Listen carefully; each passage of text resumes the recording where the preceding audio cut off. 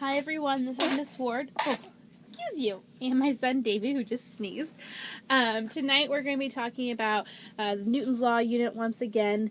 And tonight we're going to be focusing on Concept 2, which is discussing Newton's first law.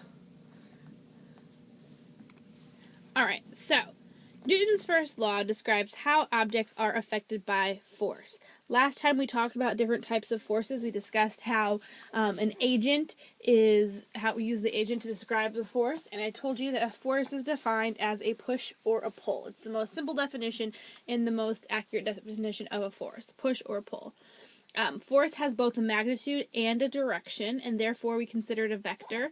So not only is there an amount, but it also needs to have a direction in which it's going. Those directions can come in super handy later when we have multiple forces in play.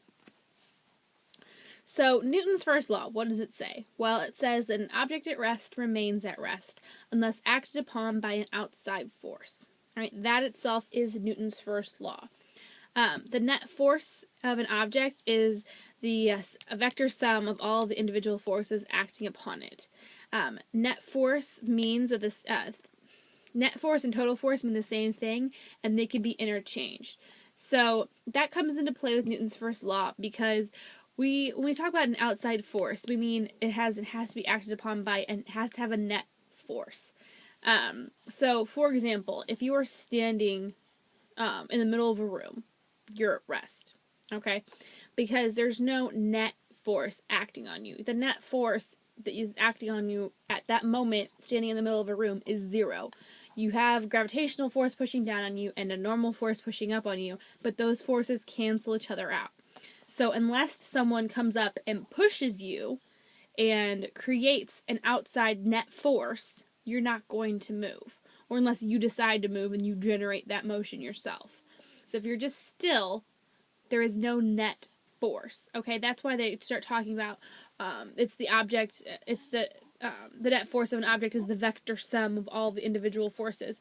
The reason they say vector sum is because gravity is pushing down, normal force is pushing up, okay, and their magnitude is equal. So not only do their magnitudes have to be equal, their directions have to be equal, or opposite rather, as well. So they have to cancel each other out.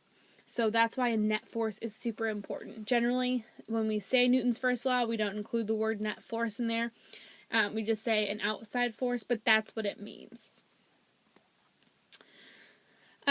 So this is kind of just going into what I was just explaining. So, examining the first law, an object will not change its speed or direction unless a net force causes it to.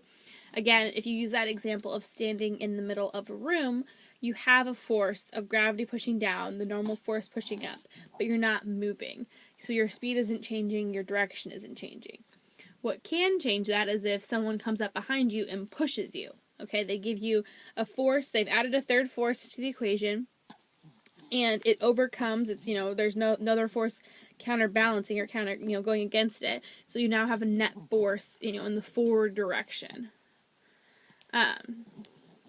So if you think about this though in a real life situation, in a real life example, if you push something, it'll eventually stop. Okay, so the idea is that an object in motion will remain in motion, and an object at rest will remain at rest unless acted upon by an outside force. So far, we've looked at examples of things at rest, but the same theory applies if an object's in motion. So, according to Newton's first law, if I roll a ball across a floor, it will never stop if there's the only motion acting on it is that push they give it. Like if you're in outer space, for example, and I throw something, it's going to continue on and on and on in space.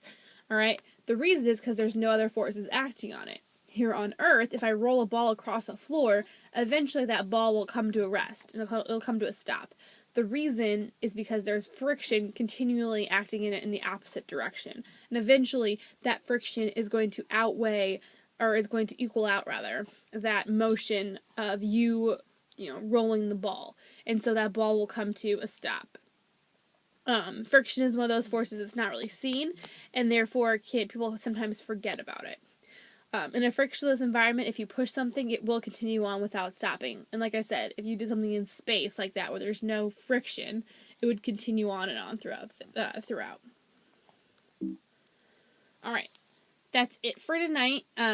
Make sure you go on, you do your whisk. If you have any questions about anything I talked about, please make sure you include it on your whisk so we can talk about it in class.